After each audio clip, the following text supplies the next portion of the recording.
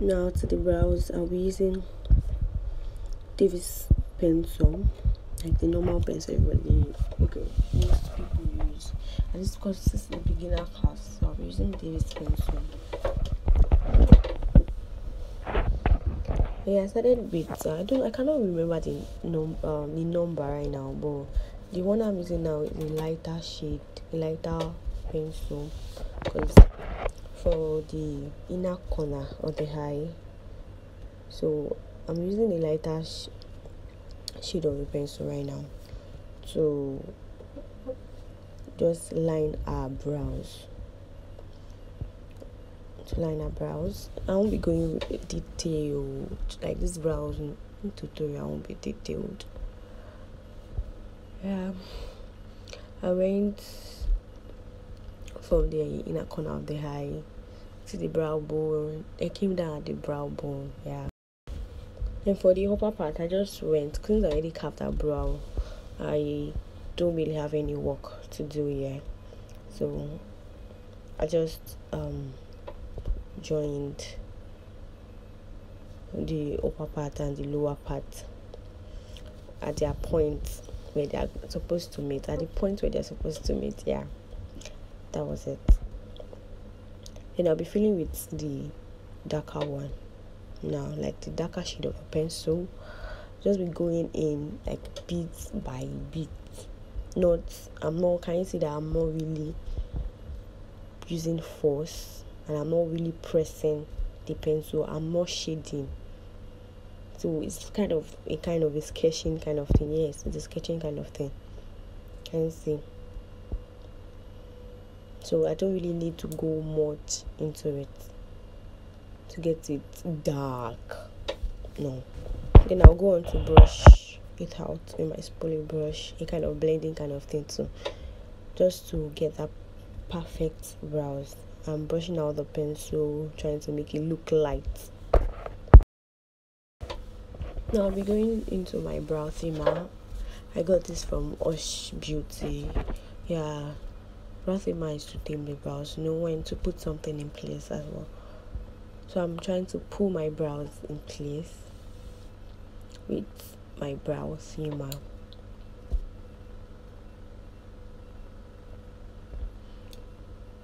Just to make it align and make the brows look as simple as possible, as light as possible, and then they get the perfect kind of brows. So taming the brows is really okay to do, like a very okay thing to do when you are doing your makeup. But if you don't have a brow tamer, no need to worry, you're still good to go.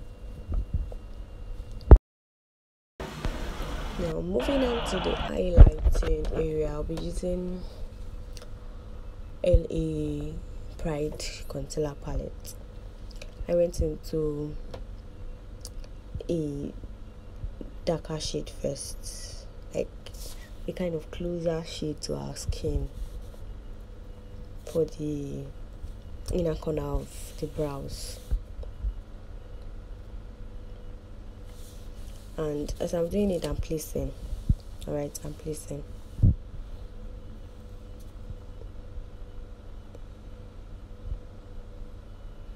And if you can see that my hand has 3 different kind of concealer. So while I was doing it, I was blending, because I don't want that place to look too highlighted. I want to be able to blend. So that's why I'm going into it bit by bit. That doesn't mean you should not go into your concealer at all.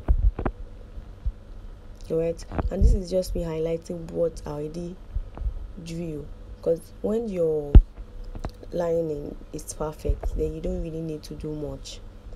So yeah, I've gotten my perfect lining. I don't really need to go much into the highlighting area to highlight and highlight. So here's me just tracing out what I need to trace out and then just define it. I'll be doing the same to the other side too. Yeah, I've already gotten what I wanted with the brows, just me tracing out, like I said, so it should be easy for me.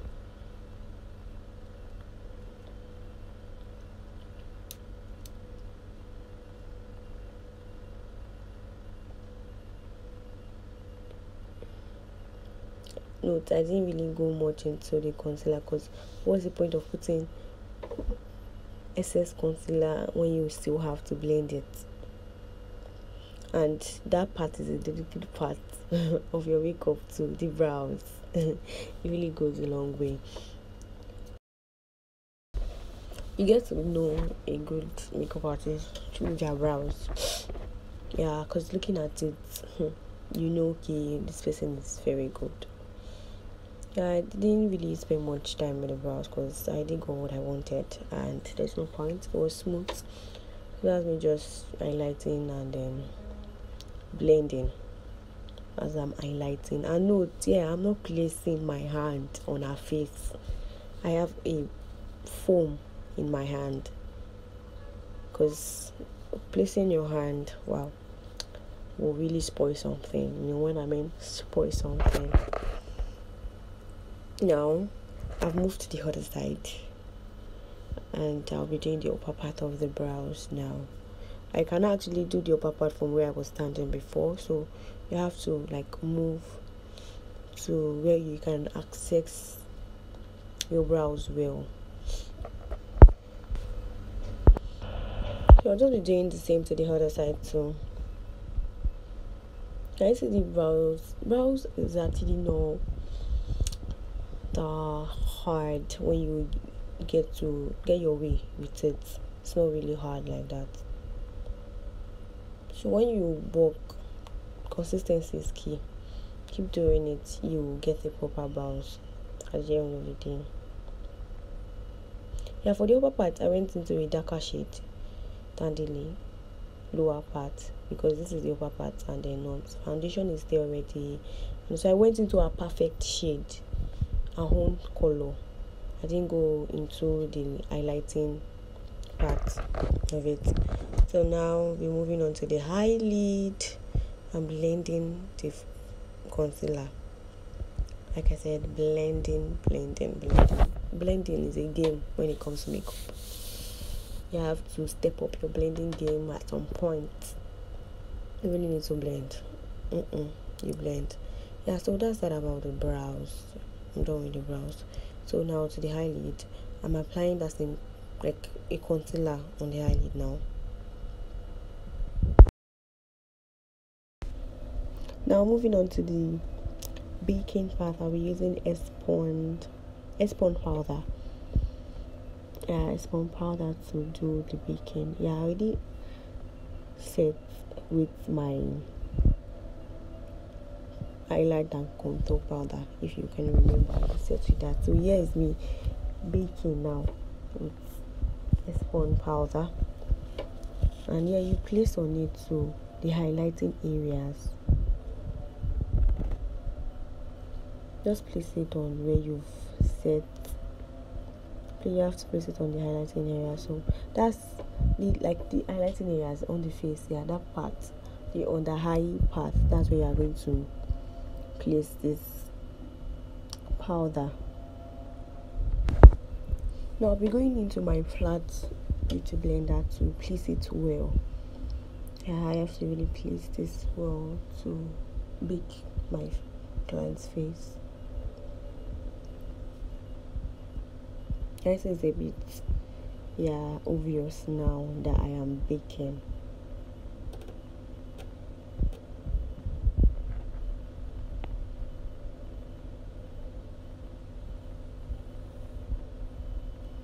Alright, that's that about baking. I'll be moving on to the eyelid now.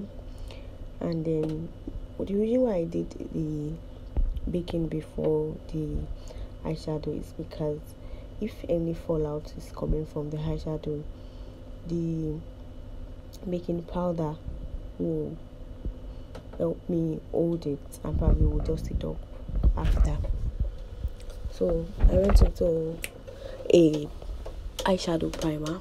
I don't think this one has a name. I think it has, but I think Kiss Beauty eyeshadow primer, and that's me placing it on the eyelid and then blending it into the skin, and then afterwards doing the other eyelid too. So I've primed the eyelid. Now I went into my eyeshadow itself. I'm using Gorgeous Me eyeshadow. I didn't show the palettes. I think I probably forgot. So I went into a dark brown for the smoking area. Smoking area is the outer corner of the eyelid. So that's me trying to place the part and then blend it in, because it must not really look like the demarcations must not show. Blending it in, and then I want it to be as perfect as possible. So I'm really going into it and then probably blending it into the eyelid. And remember, there's a primer there, so yeah, so I'll be blending. Now I'll be moving into another color for the main eyeshadow. I went into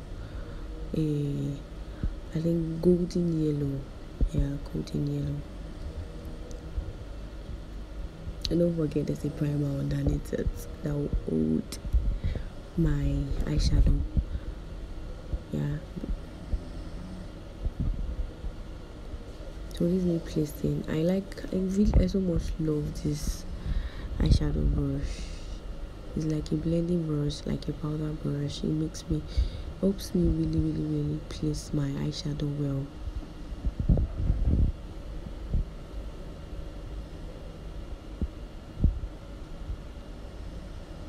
And that's me just like dabbing to cover the whole eyelid, or where I want it to be covered. And then I'll be doing the same for this other side too.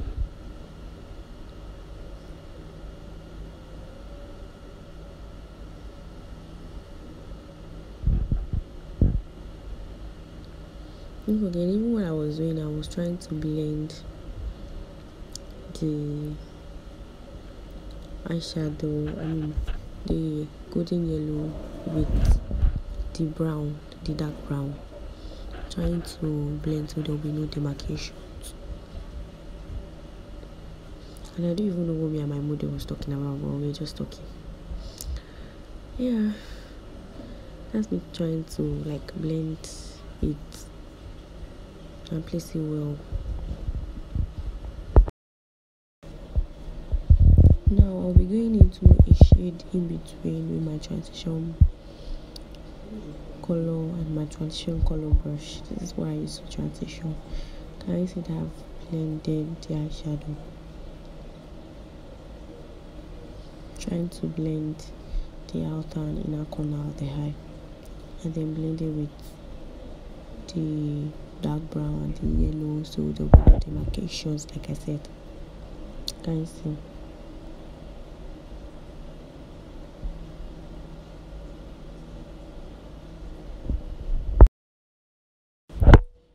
Yeah, what I'm putting there is called a pigment glue. I want a pigment over the eyeshadow. I don't want it like this. I want a pigment shine. So I'll be going into my Hush Beauty pigment. Yeah, that's it. And then I'll be placing it on the eyeshadow.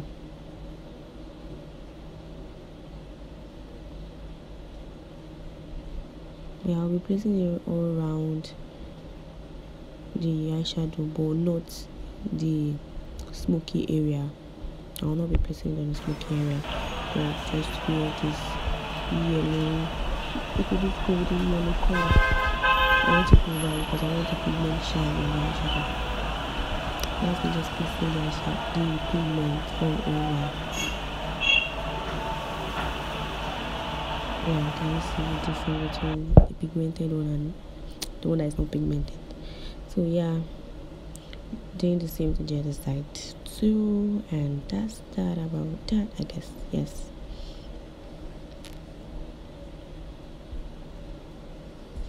Yeah, I so much love pigment. Now it really brings out your work, and it's really nice. It comes out very nice. Yeah, I'm done with the pigment. Now I went back to the smoky brush. I went back in my smoking eyeshadow with my smoky brush to define it and then make it blend with the pigment I had it already. Can you see? So that's the smoky part. Oh my god. Let's get smoky. Let's transition now to transition the smoky and the normal eyeshadow.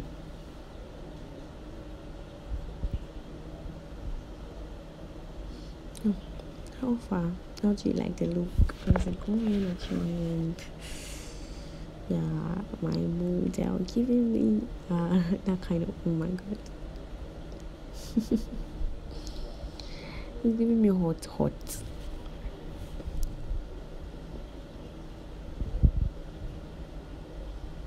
Yeah, take a look. Now we'll be going into the highlighting. Oh my god. This part, please ask your clients, are they the teary kind of person? Before you go on with this foundation first, if they are very teary, you go on with brows first, then eyeshadow, then highline before you go on to your foundation. Okay?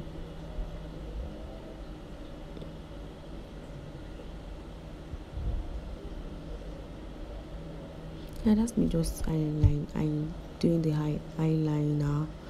I'm using carrot gel to define our eyes. Yeah, to bring out the cat kind of eye. Yeah, that cat eye. As you can see, it's sharper than before. The black is coming. It's making it come out very nice, making our eye look defined. Yeah, see. And now I'll be going into my wing. I'll be doing the wing now. I use this gel because it's easy, very easy for me. It does not really like make me make mistakes and all, like all those liquid liner. So I use liquid liner too, but it's all on mood. I work with my mood. Yeah, it's all on mood, like I said. So here's me just trying to get the perfect wing liner.